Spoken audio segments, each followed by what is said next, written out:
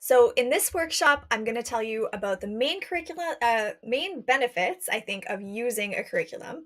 So you don't necessarily need to use one in every single subject every single year, but as a powerful tool in your homeschooling toolkit.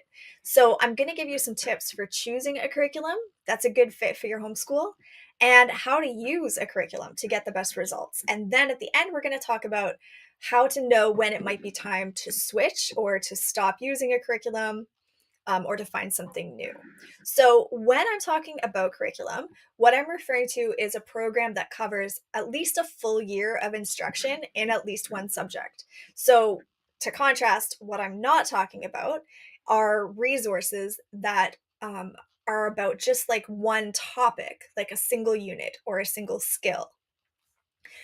So there are lots of ways that you can use resources like that too, of course. But in this workshop, I'm focusing on the bigger decision, or maybe it might feel like a big commitment of using a full year curriculum that lays out for you what topics to teach and in what order, and usually provides you with most of the activities or the resources that you actually need to teach that topic. And of course, many curriculum probably most, are actually more than 1 year. And so you might be using them for multiple years once you get started, if you like it, of course. So that's what we're going to talk about in this workshop.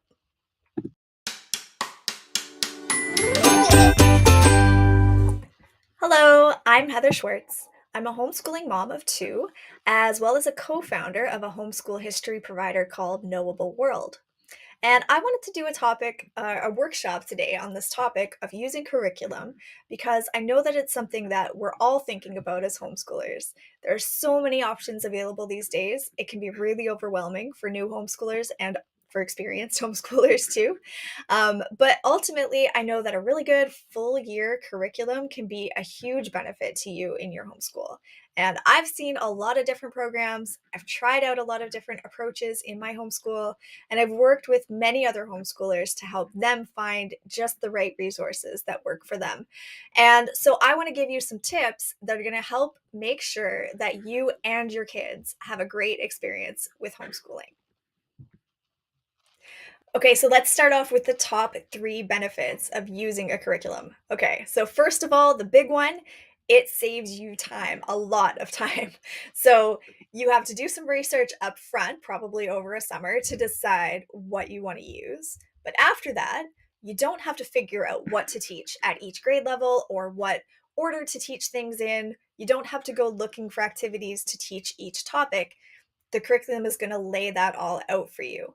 And even if you find that you want to make some changes or additions, you've got a basic plan and you can make changes so it works better for you. But you've saved all that time of having to come up with every single lesson for yourself. So that's the first benefit. It saves you a lot of time. And the second benefit, because it saves you all of that time, using a curriculum can really help you establish your homeschooling routine just because you don't have to add in a lot of research and planning into your week. You already did that over the summer when your kids were playing outside and you were browsing through all that curriculum and all of those websites about the different things. So now, during the school year, when it's time to do school, you can just sit down, open your book or whatever program you have to the next page, and do the next thing. Um, and then, if you have extra time during the year and you want to add on activities, of course, you can still research those things, but you're never going to wake up on Monday morning and say, I forgot to spend the time, or something came up on Sunday and I didn't have time to sit down and plan our week. So now I don't know what to do. That's not going to happen, because even if it's not like your ideal thing, you can still just open it up and do the lesson. So, again, having that curriculum is a tool to help you to be consistent, to set that routine that's going to support you in meeting your goals in your homeschool. Okay, the third benefit of using curriculum that I'm going to mention, and I love this one because today in 2024, we have access to so many great resources that are created by people who are experts in their subject. A good curriculum will have a really deliberate sequence of topics. Okay, so that students are ready to understand more complex skills or ideas when they get to them. It's laid out in that particular way because they know what's coming and they know what students need to be ready for that.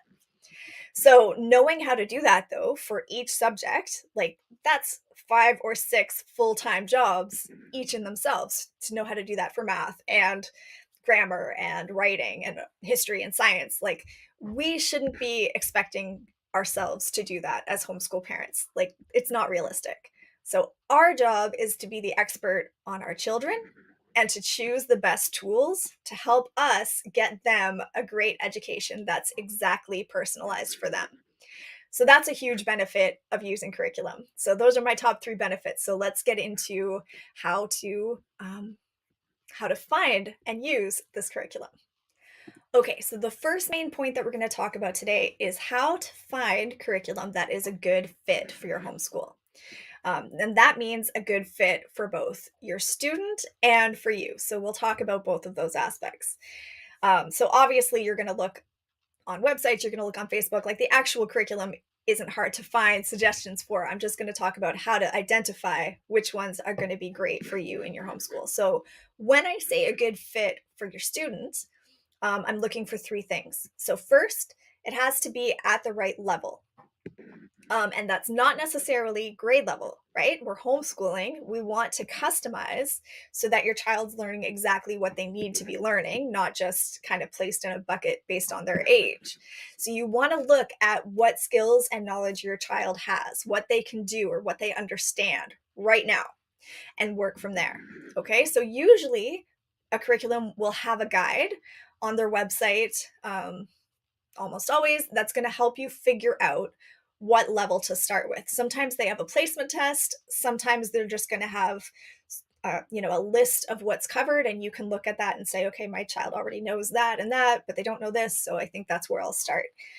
So they will almost always have some help to figure out where that is so that you can pick the level that's right for your child, not just look at the grade that they should be in based on their age. Okay, the second thing that you're going to look for is the type of instruction that works best for your child. So, some kids take in information really well by reading, maybe by listening to an audiobook, or maybe they do really well with video lessons. Some kids need the parent actually teaching each lesson to them, working out of a teacher's manual, but some kids totally hate that. And they want to be able to take in the lesson themselves in some way and just have you there to help if they need it. So, or maybe like some kids need something really hands on or something that gets them moving around a lot while they learn. So, whatever you know your child, whatever it is that you think that they need or know from experience that is a good way of learning from them, that's what you're going to look for, something that has that style of instruction or allows you to use that style of instruction. Okay, the third thing that your student needs is for the curriculum to move at the right pace. So that's about how much information is in each lesson, how much practice there is, that kind of thing. So we're going to go into that in a little more detail in the next section about how to use a curriculum to get the best results. But pace is really important. So those are the 3 things that I recommend that you look for to get a good fit for your student. But like I said, to really work in your homeschool, you can't only think about your student, you have to use it too, after all. So it has to be a good fit for you. So what does that mean? So, at a basic level, it has to be consistent with your homeschooling philosophy. It has to approach the subject in a way that makes sense to you. And it has to be something that actually makes it easy for you to teach that subject. So, remember, curriculum is a tool. My favorite words when it comes to curriculum are open and go. So, sometimes you have a particular subject that you're really interested in. Like maybe you just love science and you want lots and lots of hands on science, and you're willing to take the time to use a curriculum that requires you to do more prep work. So that's totally fine. It's still helping you to accomplish your goals. But first of all, only do that if you're really happy to put in that time and go in depth on that subject. And don't try to do that for all of your subjects.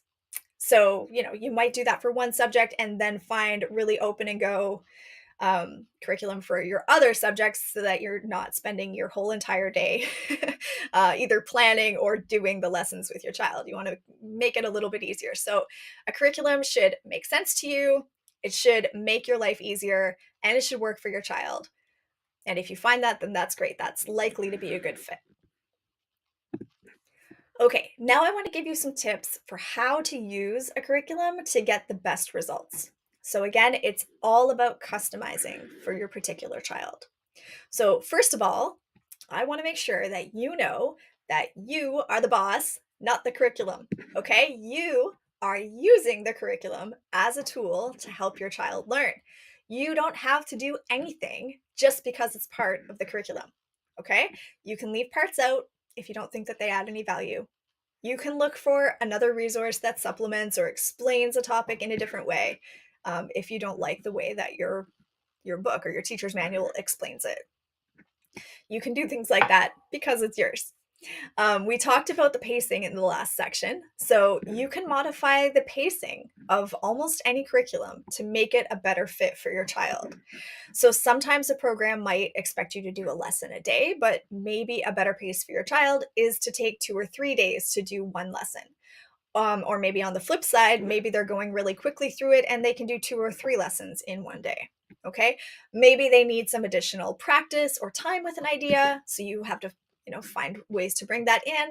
Or maybe you can leave out some of the activities because they're picking it up quickly. Um, or maybe make it more of a challenge for them somehow. So, on that note, you can decide how much practice your child needs on any particular skill. You don't have to make them do every practice question or assignment in the book just because they're in the book. If they do some of the questions and you feel like you get it, let them move on, right? If you think that they need some more practice, go find some more practice and don't move on until you think that they're ready. You can also be creative about how you practice a skill. So, think about in a classroom, you've got 20 students, and one student out of the 20 might get called up to the board to do a problem or to answer some questions. And what are the rest of the students doing? They're sitting in their desks watching the other student, but they're still learning. They're learning from watching somebody else do it, right? So nobody wants to be put on the spot all the time and have to be the only one who has to provide every single answer. And sometimes it's easy to fall into that in homeschooling when we're working with just one kid or a couple of kids. But it's okay to do problems together. Sometimes you yourself, as the parent, sometimes you can take out your math book and just answer a workbook question right in front of them. Maybe you think out loud about what you're doing and then you let them do the next one. You can talk them through together. You can let them answer out loud instead of writing it down, or you can write down the answer for them when they tell it to you. Okay, so again, uh, you know, the curriculum itself might not always suggest things like that, but you can take the curriculum, use it as a tool, and make it work for you and for your child. So remember that the goal is not to fill out the workbook before the end of the year. The goal is for your child to learn. And there are lots of ways to practice a skill and to demonstrate learning. But again, having that curriculum helps you know what skills and in what order. It gives you some activities that are prepared for you, but you're definitely not limited in how you use any curriculum once you have it. All right, so the final thing I want to touch on here is how to know when it's time to give up on a curriculum. Okay, so first of all, it can be a lot of fun to look at different curriculum, try out different things. Sometimes you don't know how something will work for you until you try it, right? So I especially recommend, if you can, getting together with other homeschoolers, borrowing books from them when you're trying to decide what to use. Find out what works for them and see if you can borrow a part of that program. That can help keep the cost down because obviously it gets really expensive to buy things and not use them. Or sometimes you can even find curriculum at your local library and borrow it to give it a try. And another tip to help you not spend a bunch of money on curriculum just to find out it doesn't work for you is to use free samples. So, very often you can get some free lessons, maybe placement tests, trial periods, things like that from curriculum providers so that you can try it out and see what you think before you buy. So, I definitely recommend taking advantage of that. And if you're just starting out homeschooling, spend a few months, literally. Like if you're starting homeschooling in September, Don't buy anything until after Christmas. Spend all of that time just using free samples of different things to get to know what kind of resources you like to use and what your kids like best. So don't go in blindly spending money on things, and that is going to help you make a more informed decision so that it's more likely that you'll get something that will work. But it does happen that a curriculum just doesn't work for you sometimes, even if it's really good, even if it maybe worked for a while or worked for somebody else. Maybe you just find that it gets boring or repetitive, or maybe it's not as deep as you would like, or for whatever reason, every time you pull it off the shelf, you like inwardly groan or your kids groan. And you just have to admit, okay, this is not working for us. So if you've given it a few weeks to make it part of your routine, you've tried some of the tips that I mentioned in the last point, like changing the pacing or doing only some of the problems or activities or pulling in other resources, and it still just isn't working, then it might very well be time to just move on from that resource and try something different. And I want you to know it's really normal for that to happen, especially when you're just getting started, but like really anytime that happens to all of us. So don't spend your whole year's homeschooling budget on all your materials in July and August and think that you won't have to spend anything else all year. Make sure that you're choosing curriculum that fits really easily into your budget, and then keep some of your budget so that you can make some changes later on if you need to. And you probably will need to in at least one subject. Okay, so where do you start? So if you're brand new to homeschooling, like I just said, the first step is not going to be to rush out and buy a bunch of curriculum. Instead, what you're going to do is plan to spend some time figuring out what your needs are. Find some curriculum samples, find some printable activities and resources, and try them out. Treat it like your first homeschool learning experience is learning about how your child learns and how you teach, and work with your children to figure out what you all like and what you don't like, and what's super easy for them, what's just confusing. Spend a few months just trying things out together and then make your first purchases. And remember, it's your homeschool and your goals, and all the resources out there are just tools to help you, and you can be creative about how you use them.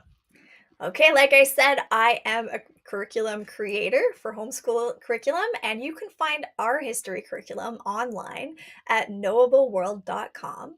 And yes, we do have some free sample lessons that are there to try out. So, we're in the process of building a 3 year curriculum for grades K to 2 that's going to cover everything that you need for history, social studies, and geography for your youngest students. And so far, we have one full year available. It's open and go, my favorite words, with video lessons and printable activities, recommended reading, and a bunch of other stuff for every single lesson. So check it out and follow us to find out when our next two levels are going to be released. And you can also learn about our live and recorded classes for older students.